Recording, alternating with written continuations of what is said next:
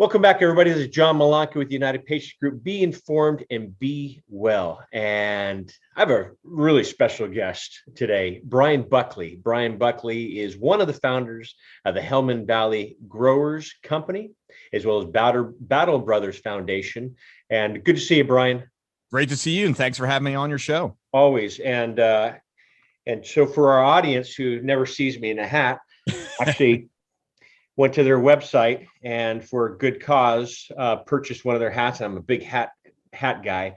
And so you can find this on their website, and I'll give you all the links on there as well. And it does go back to what Bryan and his team are doing and what they built. And so Helmand Valley Growers Company, it was conceived from the stresses of battle to help everyone battling day-to-day life. They're on a mission to help put an end to the opioid and suicide epidemic plaguing our nation's heroes. They believe that exploring the benefits of medical cannabis is the most effective way to combat these issues and to bring proper aid to those who have given so much to our great nation. The Helmand Valley Growers Club was founded by United States Special Operations veterans, the Marine Raiders, which we'll go over.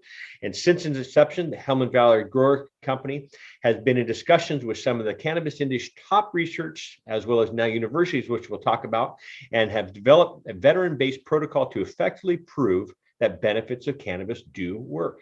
And so Helmand Valley Growers Company is supported and essentially ran by 3 Marine Raiders that served following 9/11. And so on that intro, man, welcome to the show, Bryan. Good to work with you again, as always. Absolutely. And that hat looks great on you. Nice work. I was so happy that it came in the mail, and I was like, yes. Perfect timing. Put that baby on, and then I wore it over the weekend, and people were like, "That's what?" And so I was able to talk about what you guys do, and education and whatever. It doesn't matter what it is. I'm a big fan of the pebble in the pond and the ripple effects. If it's talking about a good restaurant or a good mechanic or great companies as well. And so you're a veteran. Yep. You're a veteran. You're a Marine Raider. You and your brothers and sisters have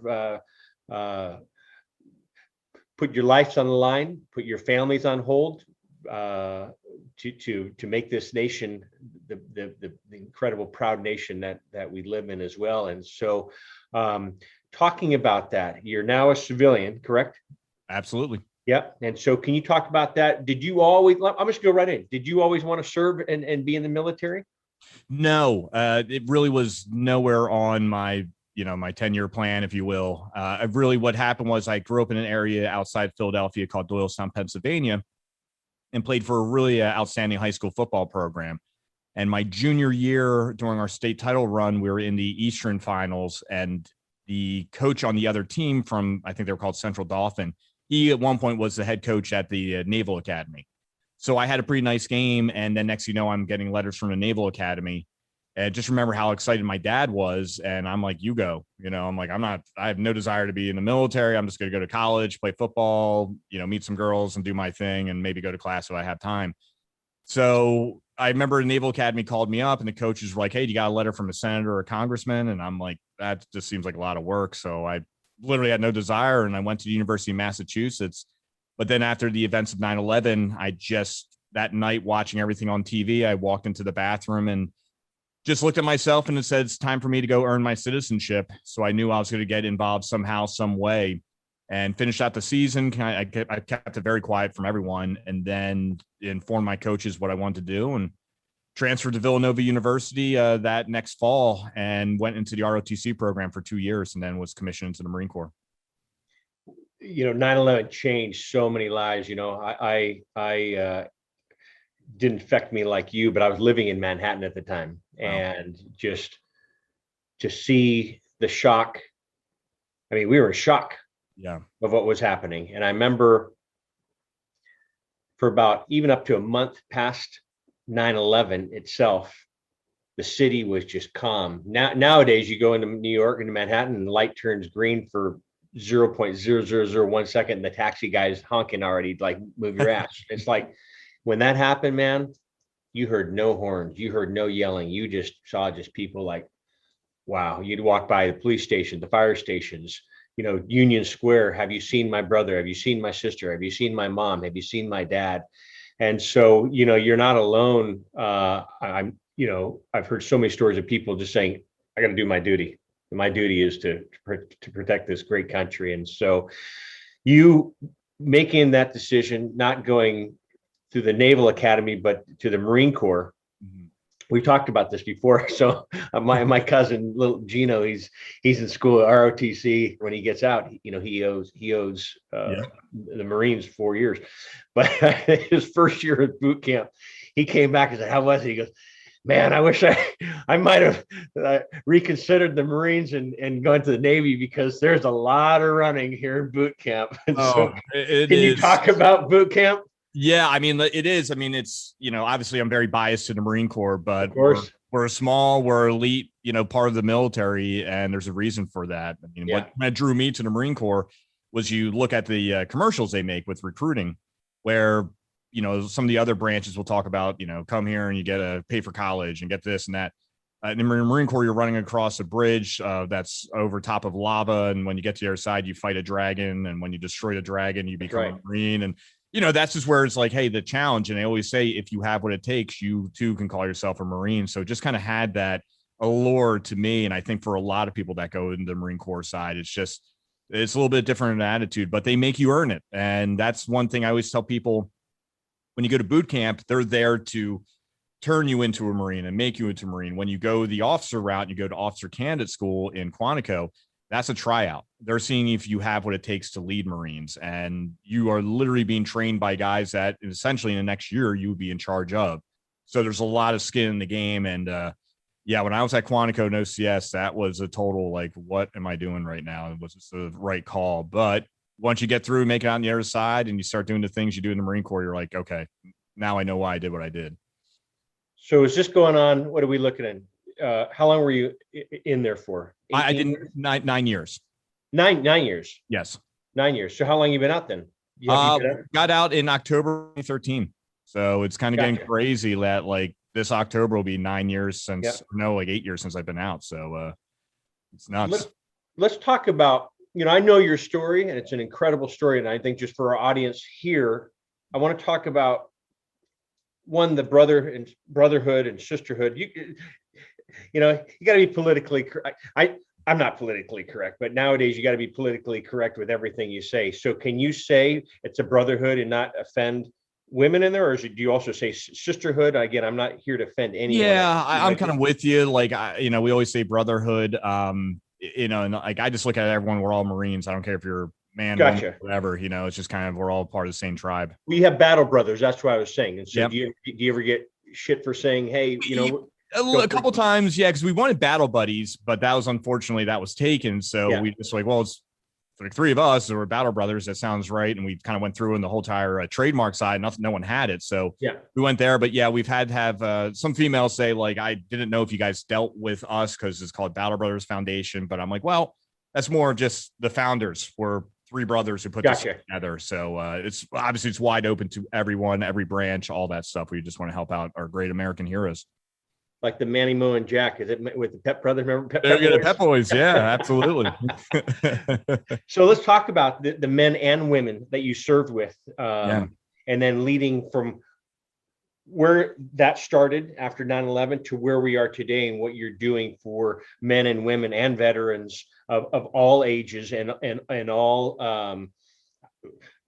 I guess, eras and wars, if you want to say. So can you talk about the people that you served with, and what that training as a Marine brought to you here on U.S. soil, again, going over to foreign soil and really having to, fight and be in some, you were in the marketplace, are they souks? What was it called? Souks over there in Afghanistan as well? Or what's it called? The marketplace? The bazaars, excuse me. Yeah. And so I'd love for you to share that story and injuries, and then where you are, what brought you again back here stateside, and not only starting a family with your wife, and where you are today with your company as well. Yeah, that's a really interesting question. For me, when at first I wanted to be a pilot in the military, and then when I got to Villanova, I was still kind of on the Navy side of the house. But then I started seeing what the Marines were doing. It just was my calling. And I went over there, and we have a guy that's known as a assistant Marine officer instructor, which would be a gunnery sergeant. And they're going to be prior drill instructors, all that. And he served in Marine reconnaissance his entire career. So I really just thought that was great. I was like, I want to become a recon Marine myself. This was before we even were in special operations. The Marine Corps was not part of it at that time. So went through, and I just gunned to become get into the infantry. And, when we went through the basic school at Quantico, every new Marine lieutenant, doesn't matter if you're a lawyer, if you're a pilot, if you're going to be a guy on the ground, you're going to go to the basic school, and they teach all of us how to be provisional rifle platoon commanders. So that was where I really started you really start seeing the leadership aspect and the things that they're training you. And you also, while you're there, you start to see people in uniforms that don't really look like they should be in a uniform. It kind of looks a little weird. And I remember I asked them, like, who's that? And they're like, oh, those are people from Wharton School of Business from University of Pennsylvania. They send them down here for a week to go through officer candidate school because they think Marines do the best leadership development and the training and the way you guys have to kind of go through things. And we have a thing called a leadership reaction course where literally there's nothing on the score sheet about you accomplishing the one course. It's all about problem solving, how you can lead, how you can be a critical thinker. Also, how can you follow and take orders from other people and try to problem solve? And when things go wrong, do you just kind of get demoralized, or do you kind of keep it up and keep going and stay optimistic and keep working the plan? And that's something I think they've really instilled at us at a young age, and just kind of stays with you your entire Marine Corps career and transitions over into the civilian life. Very much when I came back from my first deployment of Fallujah, Iraq with the infantry, had the opportunity to try out for Marine reconnaissance, made that, went right back over to Iraq. And now you're kind of doing a little more latitude they give you, and you're doing a little more critical thinking, and they kind of put you in some problem sets where they don't really have all the answers. And then definitely when you get into the special operations world, you're the one kind of developing the situation on the ground. Like, they know something's going on. They might not know who or what, but you got to go in there and figure out. And it's just a complete austere environment with you and your 12 closest friends trying to figure out how to solve this problem. And that has really kind of paid off as well, going now into what we're doing in the cannabis world, where, again, we're playing a game while they're still making up the rules. We don't really know everything that's going to happen. We project what might happen, but we're just, I always say cannabis is like an infinite game, but you have to operate in a finite arena. And that's what we kind of do now. But I just think that our training prior of how to be a critical thinker, how to be optimistic, staying positive, thinking outside the box, doing things like that have really paid dividends for us. And it's really helped us be successful to where we are right now. So it's just been, tremendous. Well, I think teamwork, and we've talked about teamwork, and not only teamwork, being out there in the field and you leading you were you were a commanding officer as well, weren't you? Yeah. Yep. I was a commander. So leading your team, but them seeing, hey, if and you go by Buck, who's your nickname, but if Buck's doing this, I know he's got my back, and I have his back. What was your first combat experience like? I mean, that must be just. Yeah, it's very. Can you even prepare for that? Really? I mean, exactly. It's kind of strange. That's where people ask, how do you prepare for war? And it's a very personal question, meaning you as an individual, what's going to make you fight with a happy heart? For me, I wanted to make sure everything back here in America was tied down, taken care of. So I wrote, my will was complete. I wrote my letters to my family and all that stuff. And the people, I had my funeral pretty much planned out, where it was like, hey, if this happens, my parents just have to hit a button, go, and everything else would kind of fall in place. And, I remember the first time I get into Fallujah, and I just remember the movie Enemy at the Gates, where they're fighting in Stalingrad, and it's just like craziness, and there's firefight everywhere. And, we're pulling up into Camp Fallujah, and we had artillery rounds going out. So you're hearing big booms, and you're kind of like, oh, and I don't know. I just remember I thought the ramp was going to go down in the 7-ton and was just going to be a big fight. You just kind of got out, and people were like, here's some water, go over there. There's a chow hall. So it was kind of like, all right. It was like anticlimactic. Yeah. But then, the first time we got into a gunfight, that's when it got really real. One of our guys was shot by a sniper that was in one of the bazaars. And I remember when we started engaging back, the first thing I did, I started slapping my trigger, which is a bad thing to do, but I was so cranked up at that moment. I just remember I told myself, take, 3 deep breaths and then start processing the problem and get into a position where you can lead versus, you don't need to be the guy laying on the fire on the ground. And we eliminated the enemy threat, and they were able to get our casualty right back into the hospital where he needed to go to within what we call the golden hour. So we got him there in plenty of time, and he's fine and made a full recovery. But then we were just like, that deployment was a lot of IEDs, the improvised explosive devices. So you're kind of fighting an enemy that is like a phantom. I mean, you're just all suddenly bang, and flash of light goes, and you're up in the air, and you're like, holy moly. And it was just all over the place. And a lot of, mortar rounds were being shot at us as well. And, you just got to remember, you have an active enemy. So they were watching us as we were trying to watch them. And literally at one point, what they were doing is they would take dry ice and they would put 2 wires. And when the dry ice would melt, the wires would connect, and then it would shoot the mortar round. And they were long gone. So, and we had counter battery and all that stuff and ground sensors. So we're basically just shooting at the desert, not even doing anything because the guys are gone. So remember, we started thinking outside the box, and we started putting together these teams called hunter-killer missions. And it was on a mountain ridge, and it was a main road where they were kind of getting behind another mountain ridge where they would shoot the mortars at our base. And I'll never forget the one day, it's like we're just sitting there and we had machine guns and all this stuff. And you see 2 guys pull up in a truck and they pull out the block of ice. And it's like, we've all been there, right? Where you're looking at something, you're like, no way I'm seeing this right now. Like, this is actually happening. And they pull out the mortar system, they're ready to rig it up. And we're like, all right, that's positive identification. So we engaged them with machine gun fire. And, sometimes I know it sounds morbid and everything with, what goes on in combat, but you got to kind of laugh at sometimes some of the things you see. And it was these 2 Al-Qaeda guys, and just the one guy just was not his day to die. I mean, he looked like Neo in the Matrix. I mean, he is moving every which way. Bullets are flying all around him, going in between his legs. And then I remember we shot the other guy in his leg, and it kind of ran up to the back of his, back of his hamstring, and he's down. And the other guy's running away, and he stops, and you see his friend kind of put his hand up in the air, like, help me, help me. And he ran back and he ripped the guy's coat off and then ran away. And just left the guy there just like hanging out. And I'm like, man, that's one of the dirtiest moves I ever saw. So like, that was not good teamwork right there. Where guys like, I'm going to steal your coat while you're shot. So, I mean, we took care of that. But, I think for me, what was difficult during that deployment was when I came back. And that was really like a whole new experience. I was definitely a different person. There was things where I was driving down the road. If I would see a bag and stuff, I would probably swerve out of the way, and just things that we were doing while we were in Iraq. I didn't like to be around crowds, kind of made me a little paranoid. I wanted to make sure I knew where exits were and all that stuff. And that was a kind of tough transition. It probably took me about a good 30 to 45 days to kind of start calming down a little bit. Yeah. And then I went right back into it for combat and was kind of just, getting ready for next deployment. Thank you for talking about this, because I think talking about things, at least for me, especially even losing my wife to cancer, people say, I'm sorry, I don't mean to. I said, I enjoy talking about it because it keeps her alive. This is part of me and what makes me, and I'm certain what makes you as well.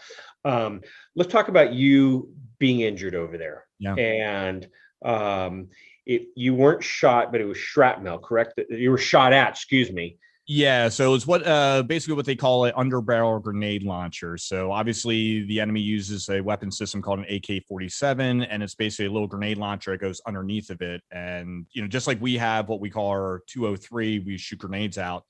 They did the same thing. And again, this is kind of another kind of comical moment. And I know people just kind of say, it's war, it's got to be all dramatic, but not really. I mean, it's like there are moments where you're going to laugh about some of the things and like the circumstances, but it was just a very, very hot day in Helmand province in Afghanistan. I mean, humidity, like 100% type of thing.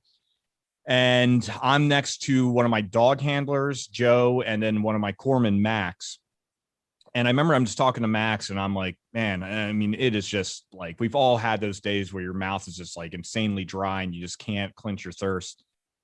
And I looked at Max and I'm like, man, what I wouldn't give for an ice cold Coca-Cola right now. And as soon as I said that, the UGL ran right by my head. It sounded like a lot like a fly ball baseball coming back by you with a bad attitude.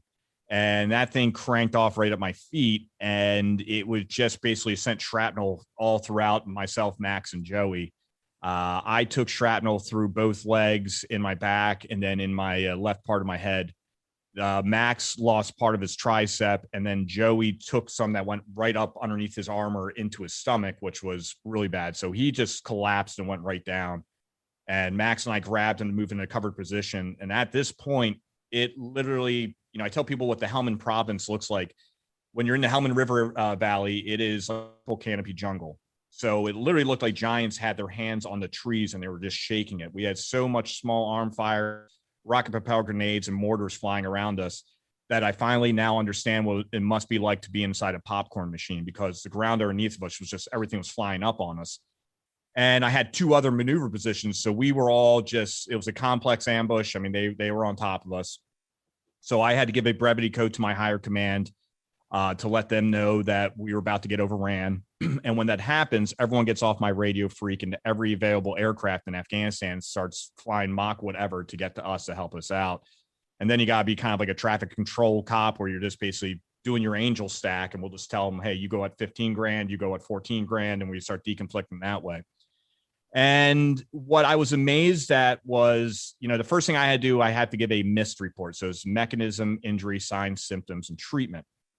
And at the end of it, you give a battle roster number. So mine would be Buckley and my last 4. So it'd be Bravo Uniform 0429.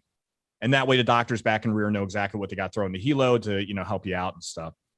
So I went through and gave the 2 other guys MIST reports and report their battle roster. And then at this point, I'm just looking at myself as the guys are putting tourniquets on me. And I'm just kind of like, well, I got this going on. I got that. And I'm like, battle roster number, Bravo Uniform 0429. And you heard everyone get quiet on the radio. They're like, say that again. And I'm like, Bravo Uniform 0429. They're like, can you say that again? And I'm like, hey guys, it's me. I'm shot. I'm like, I'm in the fight. I'm like, I just need you guys' help. And they're like, we're on it. And called my number 2 guy up and just said, hey, and his name's Ronnie. I was like, Ronnie, I'm lit up. I'm like, I'm going to keep going as long as I can, but just listen to what I'm saying on the radio. You're going to take command. Your call if you want to come back out to my, do an emergency extract. And then I pulled one of my other guys right next to me. I'm like, here, just stand next to me. I'm like, because I've never been shot before, so I don't know if I'm going to fall over and forget who I am for 30 minutes. And we both looked at each other and started laughing. And I'm like, well, here we go. And we were in the fight, and we just started moving the enemy into the advantageous area. And what was amazing to me was how calm and cool everyone was on the radio. No one was freaking out. No one was panicking. Everyone was just simply talking. And I always tell people, like, your training prior is what makes the difference. Michael Jordan just didn't show up at nighttime and just throw number 23 on his chest and dominate. He worked hard. I mean, he had one of those great commercials about how many times he's failed the final shot, and that's what drives him. And everyone would think us as like special operators, we're going to be doing all this high speed whiz bang stuff. But literally the first things we start doing is we're like, okay, this is how you take apart your weapon system. And it's something we did in boot camp. And it's just brilliance in the basics. We'd go patrol at nighttime with no weapons on, and no radios, just so we could kind of move and see how each other moved and use hand-arm signals. And then we started ramping up. So we really put a premium on being brilliant at the basics and just bringing overwhelming lethality to the battlefield. And that all just paid off. And like I said, the enemy who started the fight didn't end it. We did. I mean, we took care of them. So now it's my turn to get extract.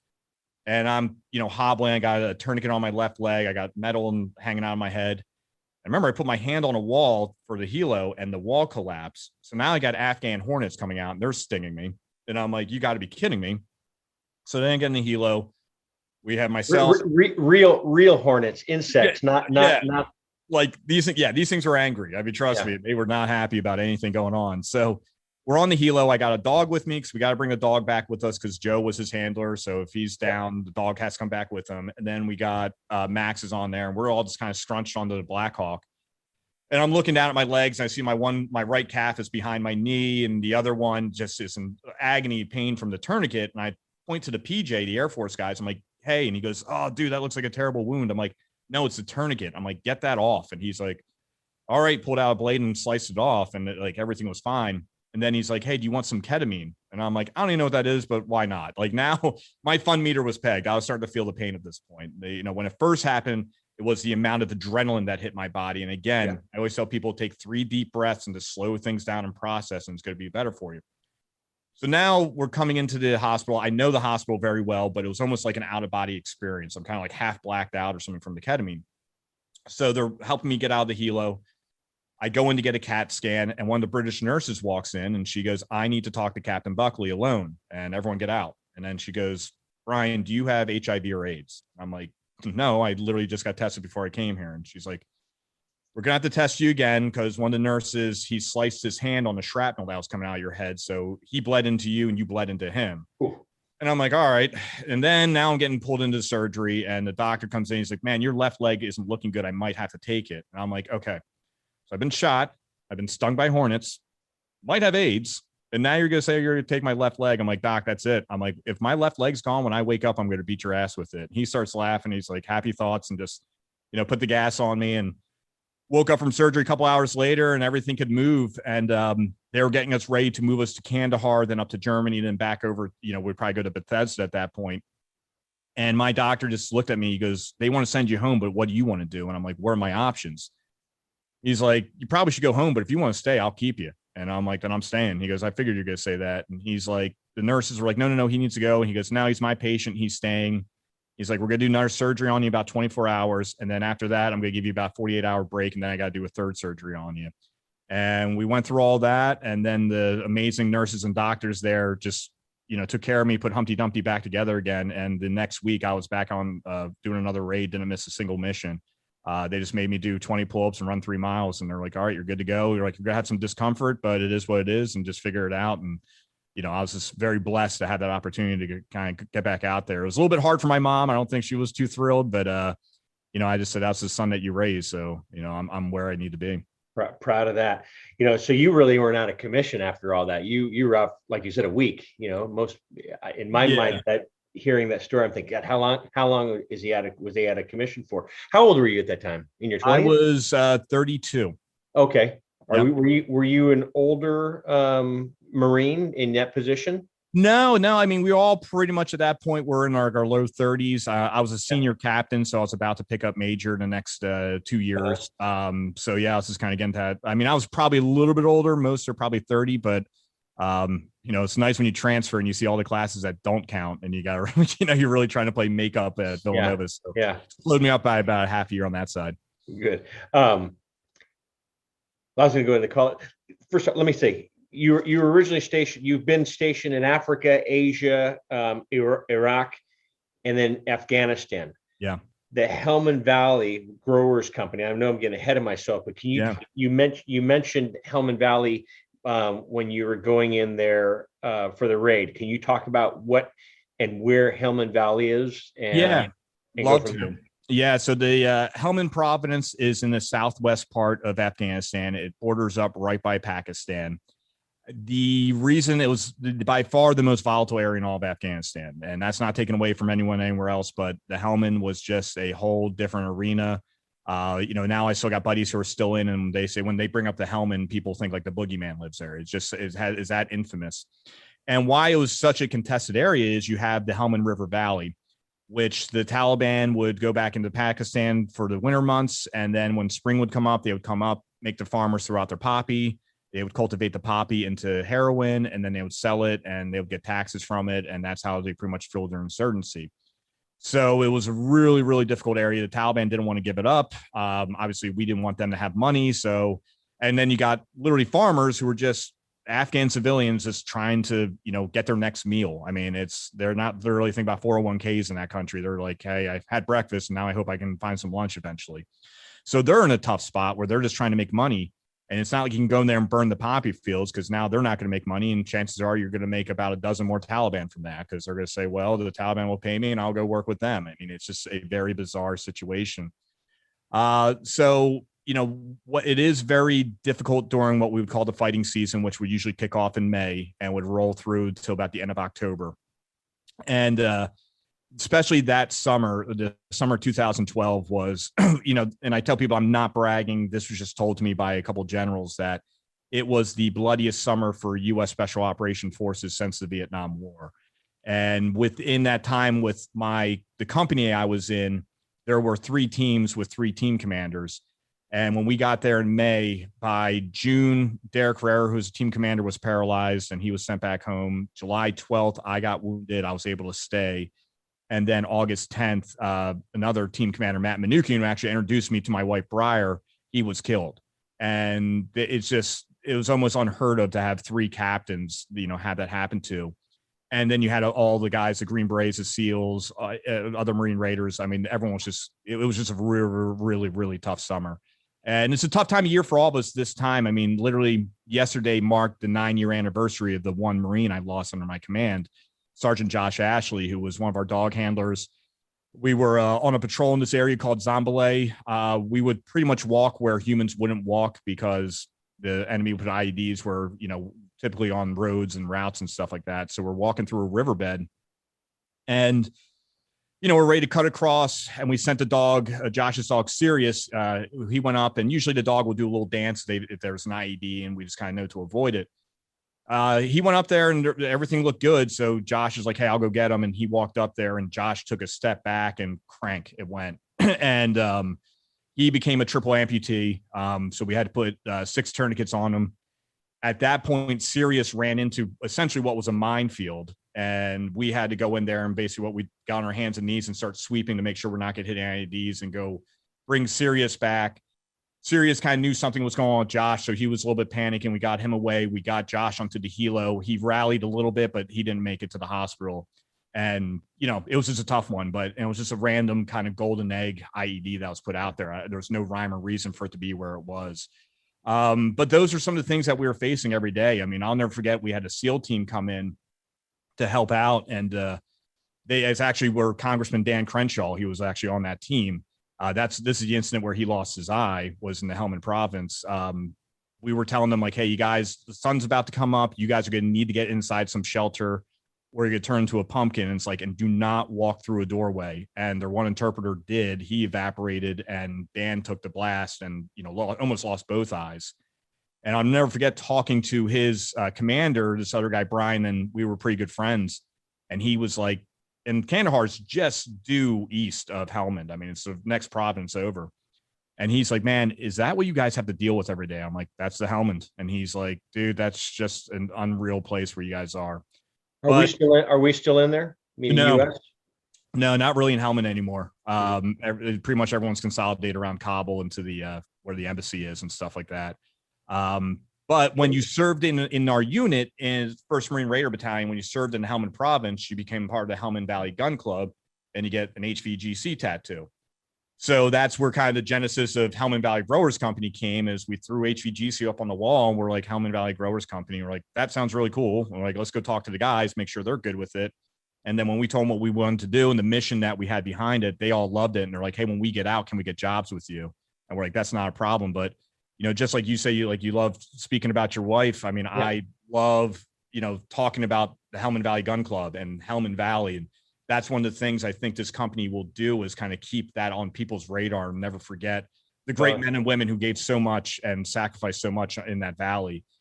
Maybe some good, I mean, history will tell us whatever we did over there, if it worked or not, but we know we're going to accomplish this mission by showing that medical cannabis is a viable alternative to help reduce the symptoms of post-traumatic stress.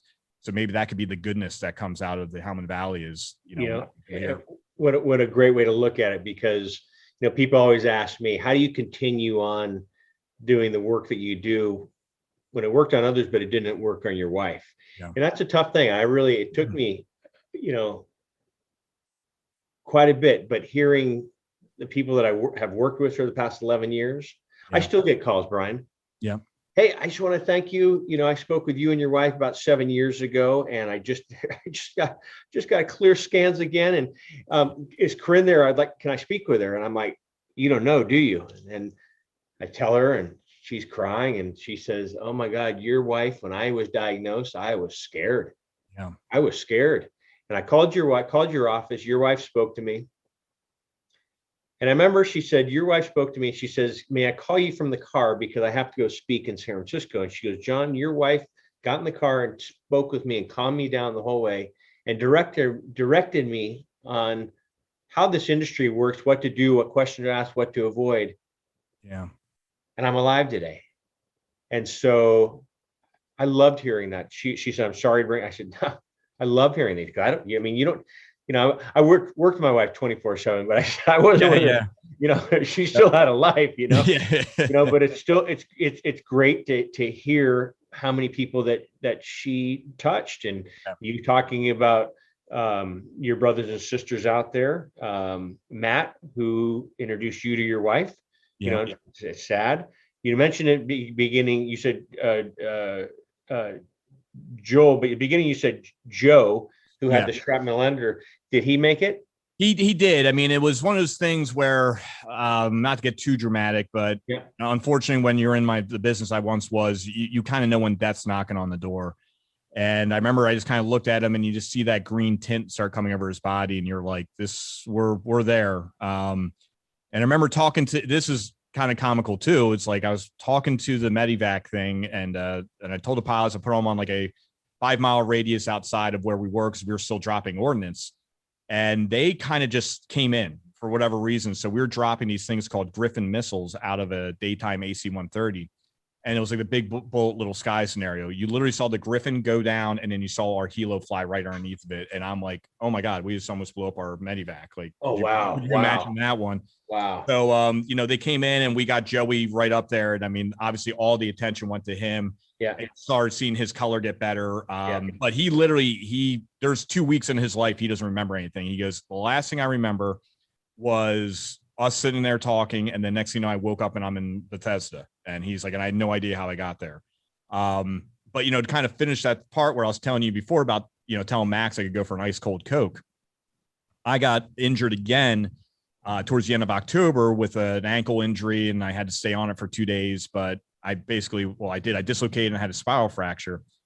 So they brought me back into Germany. Hold on. Tell them how you were on the helicopter coming down, and you thought it was one step, and it was actually 15 feet. Yeah. So it was kind of an emotional mission. So we just lost Matt Manukian. I brought Matt back to San Francisco. We did the funeral, and then I did a eulogy, and then the next day I was back on a plane flying back to Afghanistan. And what happened with Matt was, it was during the times, if people remember the insider attacks, it was called like green on blue, like green's our allies and we're blue. And these guys were dressed up as, this Taliban member was dressed up as a Afghan police officer. And so what Matt's mission was, we were doing the raids on high value individuals, like the Taliban commanders. Matt was doing stuff called a village stability platform, where they're in there garbed up, full beard. They're making a well, standing up a police force, and everything else in between. And it's difficult because you don't want to make your base like Fortress Europe. Like, you want to make it inviting for the locals to come and have meetings with you and stuff. So what happened was, this one Afghan police, quote unquote, he knocked on the operations door.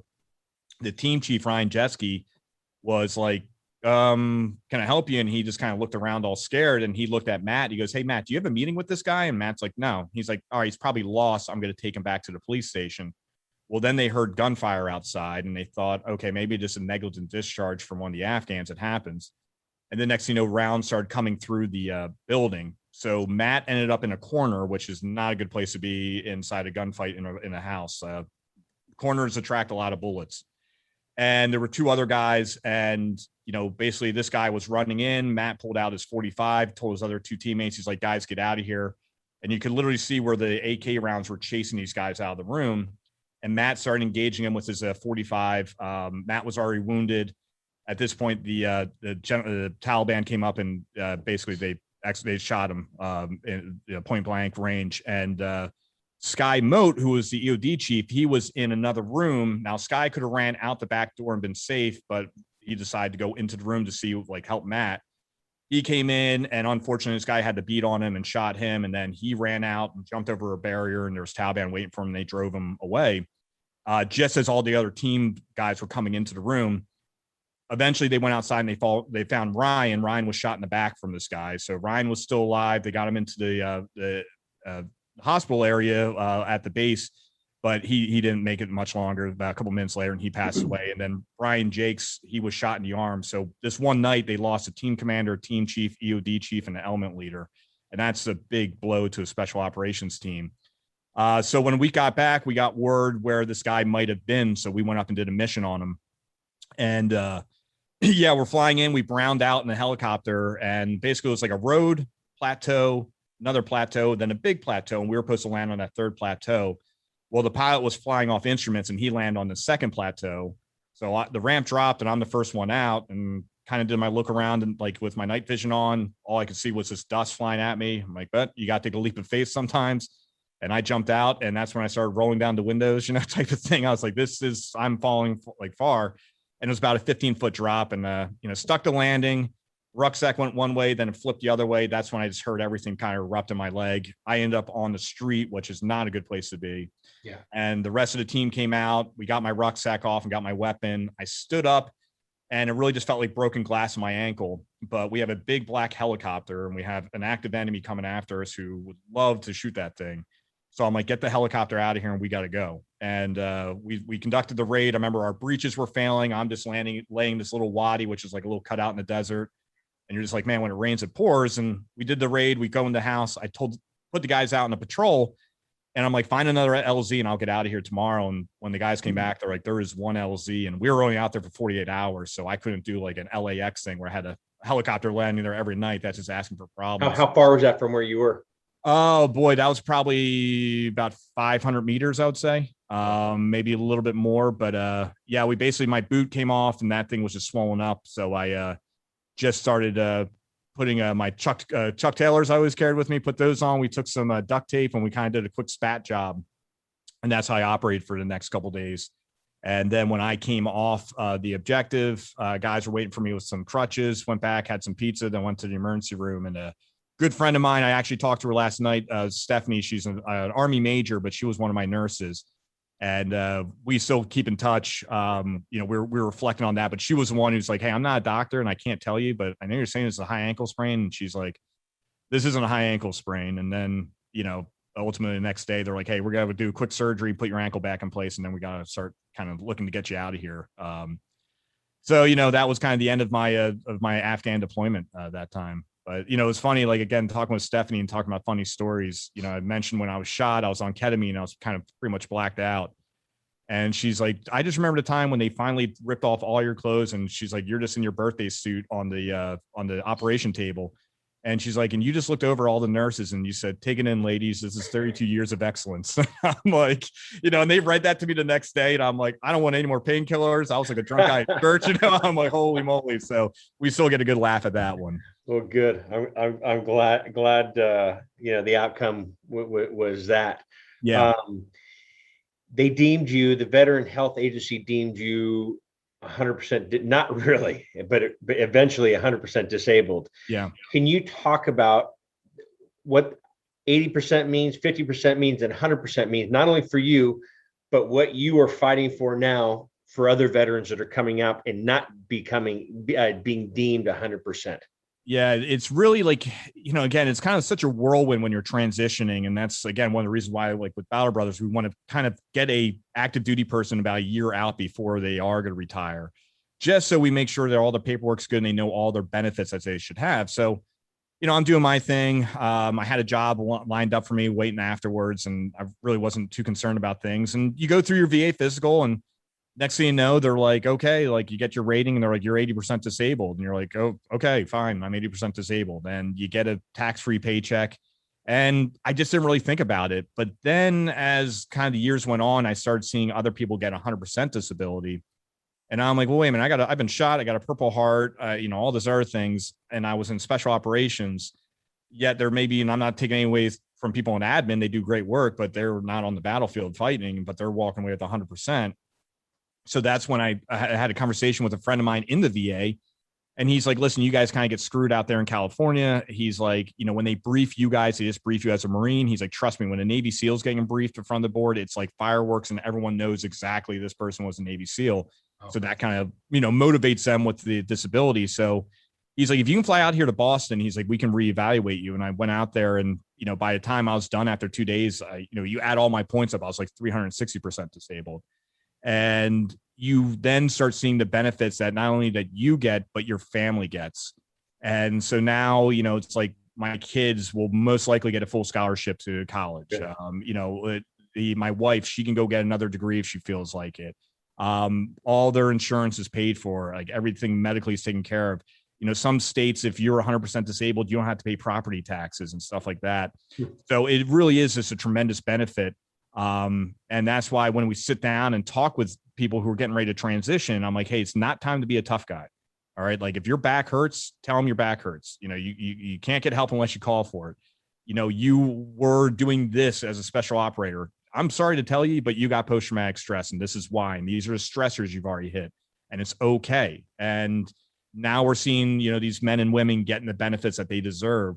And like I said, it's just not about them. It's about the family and what that can do for their life. And, these guys deserve it more than anything. I mean, I got my college loans were forgiven when I got % disabled. And I joked, I was like, I wasn't on the battlefield yelling oxy-free so I could get my college paid for, hey, it happened, and let's take care of this. And it's just been tremendous. And without that benefits that I have right now, I don't think I'd be here right now talking to you, because that gave me some flexibility to go off and do some things, because I have not even given myself a paycheck ever. So, I mean, we're just putting everything right back into Helmand Valley and to Battle Brothers so we can help out other veterans for different needs. Let's talk about this. Thank you for sharing what led you to where you are today. And I know I did kind of a Cliff Note version of that. And for our audience, we are doing a partnership with Helmand Valley, with Bryan and the Helmand Valley Growers Club and his brothers and sisters, as well as the Battle Brothers Foundation. And so you'll see more of an in-depth interview on that side. Your injuries, your pain, the injuries aren't always on the outside. Exactly. A lot of injuries are on the inside, and you've been quoted saying, enduring pain and discomfort is doable for me. I've learned to live with it the best I can. However, witnessing my fellow veterans in physical and emotional pain to such grave levels that suicide is perceived the best option is something I could not and cannot accept. And so having that mindset of wanting to come back and help others, because it doesn't just, like I said, it doesn't just stay on the battlefield and you come back and you're back in society. Everything's great. And like you said, noises, crowds, bags on the street, a stranger looking at you differently. I mean, that must just, I'm still, can you talk about, you said PTS, and I was taught by a veteran years ago, it's not PTSD, it's PTS. And so can you talk about that before we go into the Helmand Valley Growers Club and what you're doing? Yeah, absolutely. That's the way we look at it. It's not a disorder. It's just something that's going on with you, and we all suffer with it. And that's why we say, hey, it's this post-traumatic stress. And again, it's like, this isn't just a military issue. It's a human condition, and we all can suffer from it. And that's why part of it is like, it's okay to say that you have it. It's okay to get help, because you can look at stats now. There's been over 30,000 suicides since October 2001 when we got into Afghanistan. There's been about 7,500 deaths on the battlefield. Repeat that. 30,000 suicides since October 2001. And since that same time period, about 7,500 servicemen and women have died on the battlefield. So you think about, in theory, it's more dangerous for us being back here stateside than it is to be on the battlefield. And that's why I tell people, like, you're coming back home, you might be out, but you're still fighting a battle, and you're fighting the battle within. And you never get rid of your demons. You just got to learn how to fly above them. And that's, again, where we just kind of saw what cannabis was doing for myself, what it was doing for Andy. We're just like, this is amazing, but let's push the dial here and do something pretty incredible, where we're just not going to advocate and try to convince people in legislations. We're going to actually prove that we'll do the work for you. Here it is. Now let's go move forward and do FDA trials. Because I would love for the day when you can just go into a VA pharmacy and you just see all the great cannabis strains up there that's going to help women just live the life of peace that they deserve. Yeah. Was cannabis your lifestyle before your injury? No, never. It's like, I was always an athlete growing up. I was pretty straight edge, to be honest with you. In college, I would have some drinks, and that was kind of my thing. Yeah. And then I was getting into the military, and you really don't think about cannabis because you can't use it. So I had friends who consumed. I didn't really care. I mean, it never really caused any problems, and it relaxed them. Great. But when I remember, like, the first time, I kind of felt a little anxiety holding my first joint. I'm like, oh man, like, I don't know, should I do this? And like, I remember dare classes and all that stuff growing up. And then the first time I did it, I went, holy moly. I mean, just how relaxed I got. And then having that first night of full sleep, when I can't remember the last time I had a full night of sleep. And that's when I was like, this is something pretty incredible, and we got to share this and do it the right way. And doing the right way is what really has stood out from what I, from our relationship and seeing what you have done with your fellow teammates, I should say, having a purpose, having a purpose. I mean, even when Corinne passed away, I'm thinking, I lost my identity. I'm not the husband anymore. We were a husband-wife team running United Pace Group. I'm just John now. And so having this has really helped put me on the path of having a purpose. Yeah. And so you coming back home, not only you, but your fellow veterans, men, women, and even the family members, coming back, the family members are so happy to see you. They hug. You're like, I'm not ready for this. And I'm certain you've had those discussions. And then having you come back and going, great, I got to get a job. I'm a civilian now. And whatever that may be, if it's working for someone or being inside and taking order from some little peon yelling at you, thinking, you don't have a bloody effing clue what I've been through, man. And you have to keep that calmness in front of you. And I'm certain that, there are some tough times, but having this opportunity to pay it forward for others that have gone through this, not only for others who've gone through this, but the family members. And I know you work with a lot of,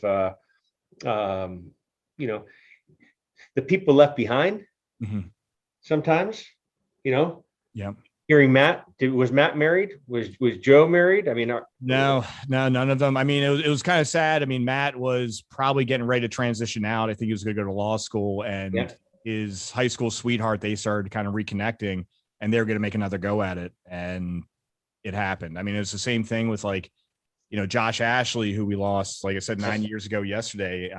He wasn't a Raider. He was with the conventional Marine forces, but we needed more dog handlers, and he came over, and he's from Rancho Cucamonga. And I mean, Josh was just a brick shit house. I mean, he was just a stud, and he was kicking ass. And I'm like, hey man, you are going to try out for the Raiders when we get back. And he's like, you really think I can make it? I'm like, I know you'll make it, but we need guys like you here. And I just kind of gave him a hug, and I was like, all right, we'll talk soon. And that was it. That night we lost him. So it was just tough. And those are some of the times where, I think about Matt's mom, Patty Manukian, who's actually a justice here in California. But she would just tell me, with the whole entire, I think it was like the Kennedy White House, and they called it Camelot. And she's like, whenever I hear that song, I think of all you guys, because she's like, I just can't believe there was that one bright, shiny moment where all these great guys were all together doing amazing things. And then it just ended, and we all went like our separate ways. She goes, you don't see that very much in this world. And she's like, it was just a very special group of people. So, just honored to be part of it. But it was really tough. Like I said, you lose that identity, but through the efforts of what we're now doing here, I still feel like I'm serving our country just in a different way. And, I was talking to you a little bit beforehand. I went up to UC Irvine Health Center yesterday, and Dr. Marcelo Dominguez, who's going to be the principal investigator for our research. I mean, I walk in UC Irvine Health, and I'm like, I can't believe I'm walking into a university hospital, and they're going to back up our medical cannabis research. And she's like, yep, here we are. Let's take a walk around and meet all the medical stuff. And, it's happening. And, that was like, God, I think 2016, we came up with this idea, and now you're starting to see it start panning out.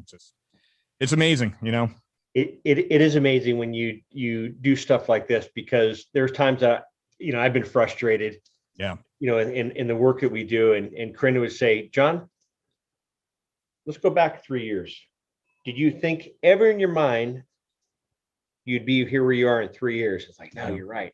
So she was always the positive one going, and it sounds like the same thing with you. And so, I don't want to. So Helmand Valley Growers Club, HGVC, an acronym, is. Can you talk about the products, and then I want to talk about the Battle Brothers Foundation, and where you set it up in 3 tiers for veterans: personal, medical, as well as economic. But if you talk about Helmand Valley, Growers Company, and what you do there, and giving back, and then also what led into the Battle Brothers Foundation. Yeah, it's been great here, what we've been able to accomplish at Helmand Valley. I would be remiss if I didn't thank, George and Cody Sadler, who are the founders of Platinum Vape. they wanted to help us out with Battle Brothers with some donations. And then we started talking about this idea we had with Helmand Valley and how we want to do this research. And they fell in love with it. And they said, hey, why don't you guys get in here? We're going to back you guys up. Just make us whole when you start making sales, but we don't need any profits. That's yours. And I think we were probably one of one brands in America that literally could put their product on a shelf costing them $0. I mean, it's been incredible, the opportunity they gave us. So we started off pretty small. We just wanted to get some feedback from veterans of what type of terpenes were working well for them. And we came out with 3 distillate pens where we had Afghanimal, which has become like our flagship, which has been doing tremendous for a lot of veterans with post-traumatic stress. Then we had like a sour diesel, and then we had a purple train wreck. And then we kind of started expanding our SKUs, like what more feedback we're getting from veterans, what people wanted to see. And then we started moving into the pre-roll realm just because those have been real popular. Same thing with same mindset of like what is working best for the veterans.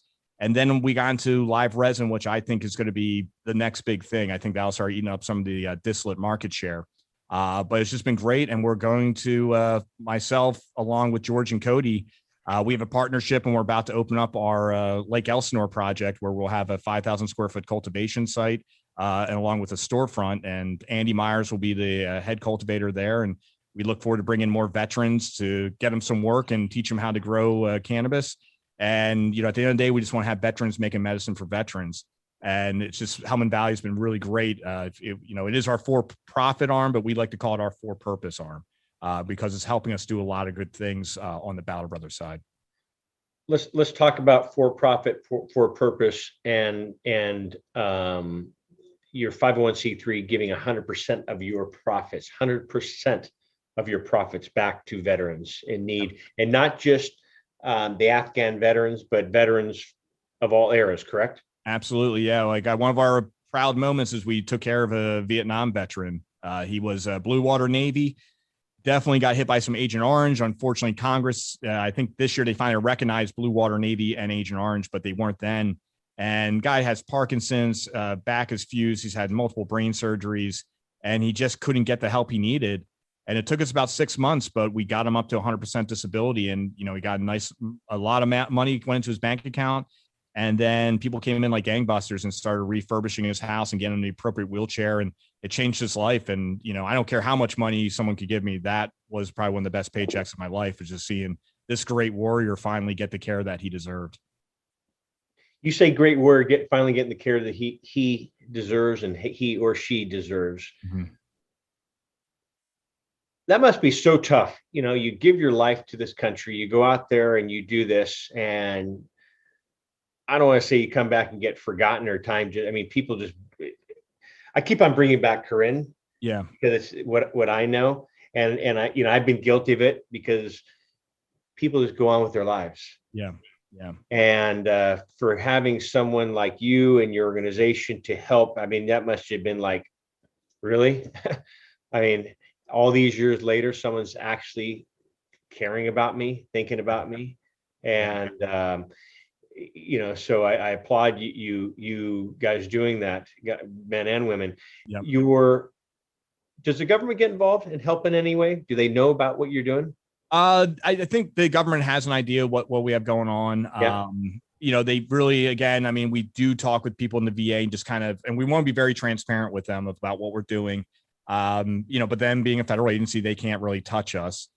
We do talk with politicians. We actually just had a call with Senator Kelly out of Arizona, Democrat, today. We're going to go out there May 22 and do another lobby day, which would be good because we're going to kind of have more of our research ready to go. But we're here to make friends with both Democrats and Republicans and just solve a problem. And so we're just happy to do it. But it is a little ridiculous that we have to do it. It's like you can wait around for the government all you want. But again, that's why I say, hey, it's a blessing that you were born in the United States of America, because you can be here and you can make your way and get up there if you want to, if you work hard and go after something. Yeah. And we, like I said, we identified a problem and we're like, all right, let's find a solution and let's go through it the right way. And through some twists and turns and fate or whatever you want to call it, things are starting to line up where I think we're going to have a very, very good argument here with the government to make medical cannabis legal. You talk about research and benefits. Have you seen what are the numbers regarding the benefits when it comes to cannabis for PTS? Yeah. We're Sleep, seeing, what we're seeing is from the Israeli side. So we're working with a firm called Niametic Healthcare and Research Services, and they published in PubMed one of their study designs that they put through, and it's overwhelming. I mean, I met him. What was his name again? Alain Blot. Ilan, yeah. And his dog? Oso. Was it? Oso the dog. Yeah. Oso, yeah. Yeah. So, but I mean, it's there. The proof is there. It works. So that's why maybe we sometimes sound bullish when we're like, we're going to do this because, well, it's already been done. Now we just have to do it as an American face. And I mean, some of the things, so I encourage people like Google Niametic and look at some of their YouTube videos. And I compared a lot to the movie Awakenings with Robin Williams and Robert De Niro, and where basically the nurse at Mbali who works at Niametic, she was working in a senior citizen community, and you had a lot of these senior citizens just basically gripped up in their chairs, not really having great life or doing anything, and just kind of looked like they're prisoners in their own body. When she started giving them medical cannabis, you saw the light come back into their eye, and they're able to move their hands, and they're smiling, and they're having food. And it was like, I mean, right then and there, you're like, this stuff works. It does good. Yeah. And they went through and did all the stuff, and they showed it works. So now we just got to do it here, and we will. I know the stigma is still there, and it's not for everyone. And you and I are, I'm the first to say that it's not for everyone, whatever, if it's a stigma, religious reasons, or maybe it doesn't work. Sometimes cannabis doesn't work for everybody. Exactly. But at least give them an option. I mean, like right now, cannabis is legal in 38 states, I believe. Yep. And growing. And I just think the education needs to be out there of the benefits and how it works within the body. It's there, I should say. Yeah. It's there. And you ran into this with our own Congress here. Didn't they say, yes, go for it, but you need to do this on American soil with American veterans, supportive, data. And then what was the other one here? Oh, with American physicians. Yep. 100%. So what go into that?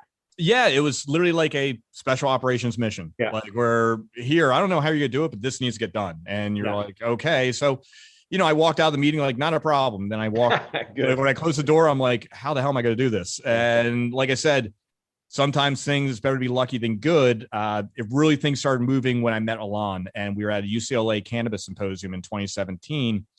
Probably the best coffee break of my life. I just go out there and have some coffee. I get introduced to Alain. I started talking about my background, what I want to do. He got really excited. We set up a meeting, probably talked for about 4 hours the first time, and we started going forward with trying to get this to happen.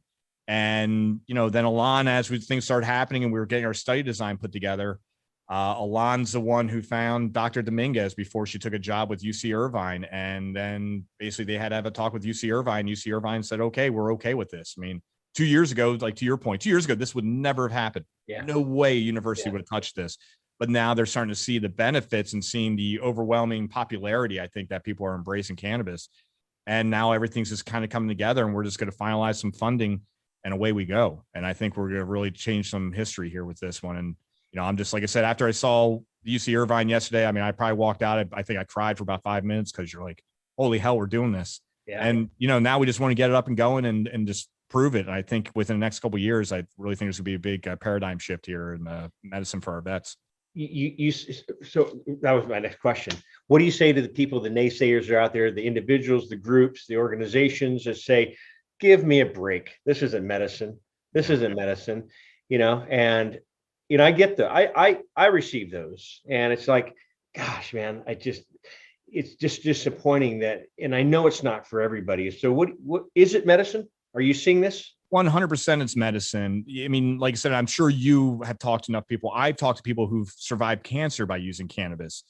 I mean, that's how we got on this platform back in 2010, 11. Yeah. Corinne's dad had stage 4 lung to brain. Yeah. And we didn't know the medical benefits yet. We knew appetite stimulation. Yeah, exactly. We thought, great, let's try this. 40% of cancer patients pass on malnutrition before cancer takes over the body. So let's at least let him eat so he doesn't starve to death and just wasting. And so 100%, we came out of the gate with a grand slam. Yeah. The benefits. And that's tremendous. And that's where I think where people always say it's a gateway drug. And I'll agree with them. I'm like, it is a gateway. It's a gateway for these veterans to live a life of peace that they deserve. And I always tell people this. I'm like, during times of war, it is the military that'll fight the battles, and it is up to then Congress or the politicians to make the peace. And right now, I mean, listen, politicians are doing what they're going to do. That's fine. But what we did is we put the weight on our back. We got to fight, and we're going to set the terms and set the conditions on the battlefield. And everyone wants peace. No one wants peace more than the people fighting. But once we have the conditions set, that's when we'll look back at Congress and say, we've done all that. We fought the battle. Now we're asking you to make the peace, not peace with like a foreign country or something of that nature. Let these men and women live a life of peace that they more than deserve. How can people help you? Sure. So yeah, if you go onto our website, www.hvgcompany.com, there is a locator map we have on there. So you can literally go on there and put in your area code, and it's going to tell you where the nearest dispensary is that carries Helmand Valley Growers Company product. And then also too, people really love the brand, which has been funny. I mean, we kind of joke like, here we are running around the Helmand province, and somehow a big cannabis brand was going to be born from this. It's just kind of something we weren't thinking about. So that's when we said, well, hey, we want to get another revenue stream. Let's get out a clothing line. And, thank you for your purchase of that one. Hey, I bought it, and Bryan did not give me this. I bought it, and I was happy to do so. Yeah. So we've had a lot of people going out and buying our product, our gear and everything like that, where we can ship that to all 50 states or international. So that's been great too. And then if people just want to help out and donate, even if you're not for cannabis, I mean, what we do with Battle Brothers Foundation is a 3-tier approach of personal, medical, and economic. Personal side, it's more of a big brother, big sister network, just kind of having someone there that has transition. You can sit and talk with them. On the medical side, we do VA disability benefits. If a veteran's suffering with opiate or alcohol or post-traumatic stress or all the above, we have treatment centers that we can send them to. Obviously, we're doing medical cannabis research. And then the last part being economic is we want to find the veteran a job. So they have that sense of purpose like they did in the military, with the hopes of avoiding a mistake they can't come back from.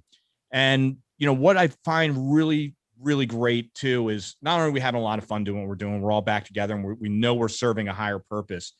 But now I get to go meet with some veteran groups where guys might be amputees or they're suffering from post-traumatic stress. And one of the things I always press on them is like, hey, you always have a second act. What you did in the military was amazing. That's great. And we're all thankful, and we'll always be thankful. But that doesn't mean that has to define you, and that was the pinnacle of your life. Go find that next act. Totally. And that's what we were able to do here with Helmand Valley, where we all were kind of floundering, just kind of bored living in corporate America. But now here we are. We don't make a lot of money, but that's okay. We're happy. I mean, ramen noodles and peanut butter and jelly are great. Go for it. But that's where I just tell people to challenge yourself and just don't sit back and say, well, I'm a vet and I have post-traumatic stress and I just got to sit here and be miserable. Absolutely not. There's always something else you can do out there. You just have to have that personal courage and that intestinal fortitude to go find it and go make it happen. Let me talk about, and I'll let you go here shortly, is when you say find someone a job, it's not just coming in and maybe it's a good match where they come work with you at Sure. HGVC. Mm-hmm. But can you talk about, there are other major companies that have come in and said, hey, we hire veterans, and Yep. you put these guys together. Can you talk about one example of the mechanic over at Mercedes-Benz? Yeah, no, exactly. So, we really, what we kind of do is almost like that high school guidance counselor, like, here's $1 million. What do you want to do with your life? And just find out what drives them. And that's the thing where you got, people want to be mechanics. Well, Mercedes-Benz is a very complex and an expensive piece of gear, and they do a great internship program. And if you get through it, you're going to be a Mercedes mechanic and you're going to make some good money and doing what you like. So we had one up there, Laguna, that was helping us out. And then also too, it's like, we got a lot of friends who have other nonprofits. So we don't want to replicate what we're doing. Sometimes we're like, hey, you got this course going on. Can we send one of our vets over there to work with you and we'll pay for it? And they're like, not a problem. And so we just really want to find the best match for that individual veteran. We really want to customize the Battle Brothers experience to what they need. Sometimes people are just looking for jobs. Some just want to be part of the research. Some need everything, and we'll be there to help out the best way we can. But it's been really exciting, especially too with some of our friends that we served with, where they're like, hey, I really don't know what I should do right now. What advice you guys got for me? And we kind of help mentor them and get them into the next spot and watch them go do great things.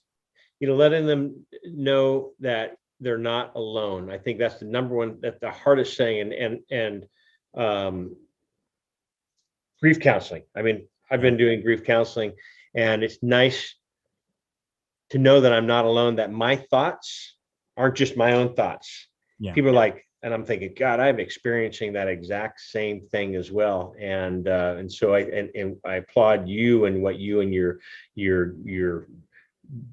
band of brothers and sisters, I'll say that as well, are doing.